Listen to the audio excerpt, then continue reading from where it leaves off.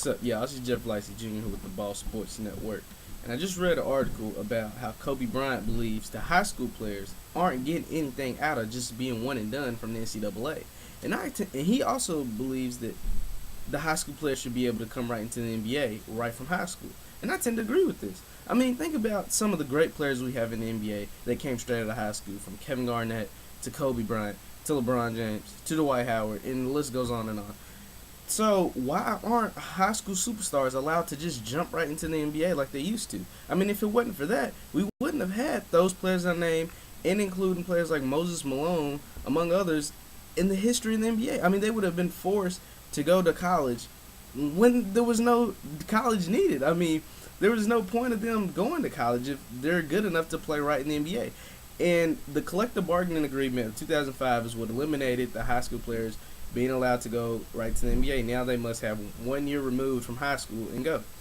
But I mean, if you do statistics, there's no need for this. I mean, they're not. What are they getting out of the NCAA? Kobe went on to say that the NCAA is kind of like a joke, and those one and done players aren't getting anything. I mean, all they're doing is being expedited and get their name being used on posters, jerseys, banners, anything, college paraphernalia. They get no money out of it, but the colleges get all the money for the Jabari Parkers, the Joel Embiids, the Andrew Wiggins, I mean, the Julius Randles, I mean, those Kentucky, Kansas, Duke, all those colleges getting that money for those superstar kids, but none of them goes to the kids' pocket. And they didn't even choose, I mean, some of them didn't even want to go to college. They had no choice. They had to go. So, I mean, why can't they just go right to the NBA? The last group, the 2005 draft class, was the last draft class to have high schoolers come from the NBA. And those included Andrew Bynum, Gerald Green, Martell Webster, Amir Johnson, and a few others. And if you look at that group of high schoolers, all of them still play contributing roles to NBA teams today. They still are key factors on those teams, except for Andrew Bynum.